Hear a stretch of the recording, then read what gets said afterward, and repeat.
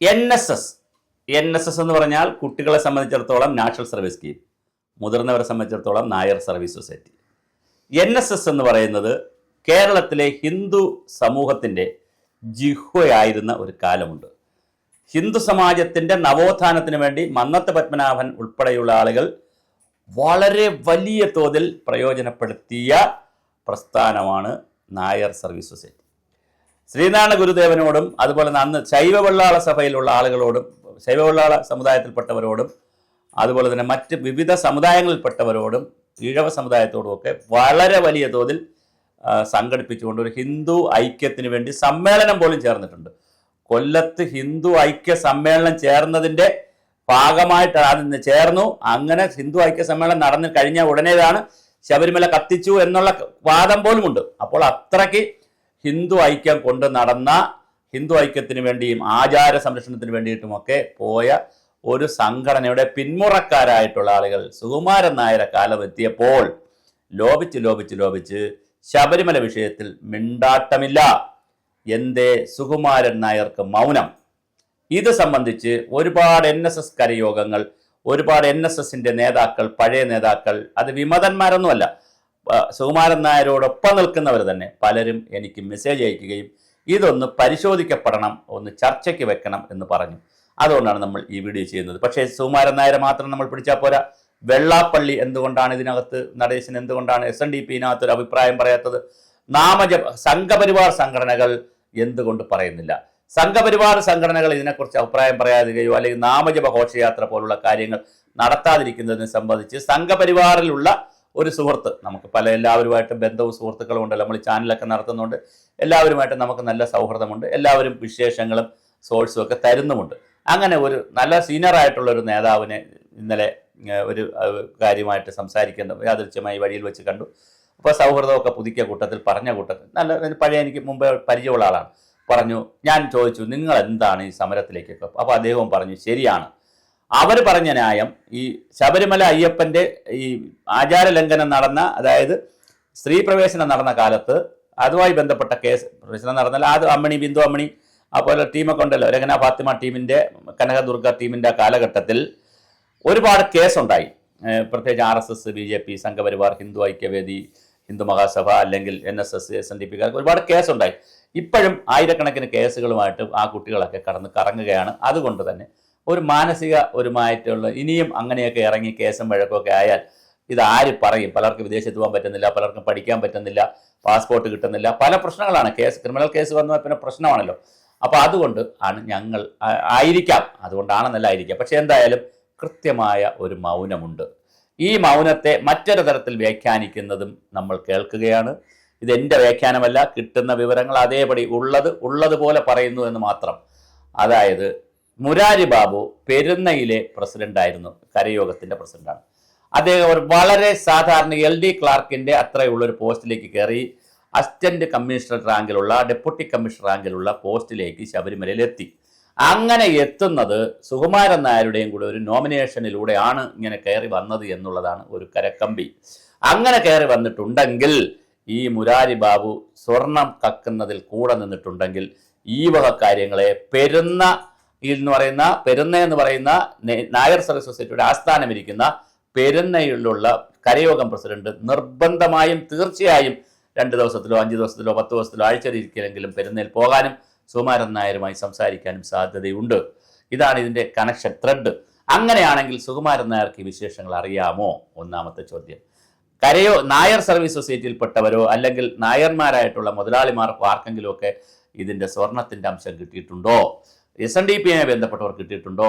മറ്റ് സമുദായങ്ങളുമായി ബന്ധപ്പെടുത്തിയിട്ടുള്ളവർക്ക് കിട്ടിയിട്ടുണ്ടോ? ഇനി രാഷ്ട്രീയ പാർട്ടികളെ ആളുകൾക്ക് കിട്ടിയിട്ടുണ്ടോ?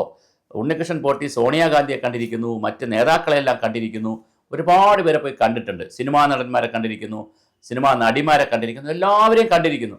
അപ്പോൾ അങ്ങനെ കണ്ട കൂട്ടത്തിൽ ഈ സ്വർണത്തിൻ്റെ അംശം ഇവർക്കാർക്കെങ്കിലും പോയിട്ടുണ്ടോ?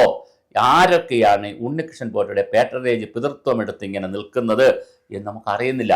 അതുകൊണ്ട് എന്തുകൊണ്ട് ഇത്രയും ഹോട്ടായ ഒരു വിഷയം കിട്ടിയിട്ട്, ഇത്രയും ചൂടുള്ളൊരു വിഷയം കിട്ടിയിട്ട് അത് ആചാര ലംഘനവുമായി ബന്ധപ്പെടുത്തുക? കാരണം കട്ടളപ്പാളി ഇറക്കിക്കൊണ്ട് പോണതും പിന്നെ ദ്വാരപാലക വിഗ്രഹം എടുത്തുകൊണ്ട് പോണതും ഒക്കെ ആചാര ലംഘനമാണല്ലോ. ആരോടും ചോദിക്കാതെ അവിടെ നിന്ന് എടുത്തുകൊണ്ട് പോകുന്നത് ആചാര ലംഘനമല്ലേ? അങ്ങനെ വലിയൊരു ആചാര ലംഘനം ശബരിമല നടന്നിട്ട് എന്തുകൊണ്ട് പന്തളം കൊട്ടാരം ഇതിനകത്ത് വരുന്നില്ല? വലിയ ചോദ്യമാണ്.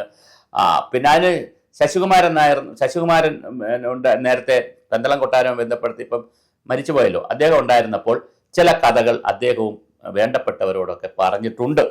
ഈ ശബരിമലയെക്കുറിച്ചും രാജീവ് തന്ത്രിയെക്കുറിച്ചും ഒക്കെ ഒരുപാട് പിന്നെ അദ്ദേഹം ആർത്തിപ്പണ്ടാരമാണെന്നും പണം കണ്ടാൽ എവിടെ കണ്ടാലും കൈയിട്ട് വാരും എന്നൊക്കെ ഉള്ള ഒരുപാട് കാര്യങ്ങൾ പറഞ്ഞിട്ടുണ്ടെന്നാണ് അതുമായി ബന്ധപ്പെട്ട ചില സുഹൃത്തുക്കൾ എന്നോട് പറയാം. അപ്പോൾ ഇതെല്ലാം സുഹൃത്തുക്കൾ തമ്മിൽ സംസാരിക്കുന്നത്. അപ്പോൾ ആരുടെയും പേര് പറയാതെ നമ്മൾ സോഴ്സ് പറയുന്നത്. അപ്പോൾ സോഴ്സ് പറയുന്നില്ല നമ്മൾ, പക്ഷേ ഈ വിവരങ്ങൾ നമുക്ക് കിട്ടുകയാണ്. അപ്പോൾ NSSന്റെ ഭാഗത്തുനിന്ന് എന്തുകൊണ്ട് ശക്തമായ ഈ ശബരിമലയിലെ കേസ് ഇങ്ങനെ പോയാൽ പോരാ, അത് അതിശക്തമായി എല്ലാവരെയും അകത്താക്കണമെന്ന് എന്തുകൊണ്ട് NSSും SNDPയും പറയുന്നില്ല?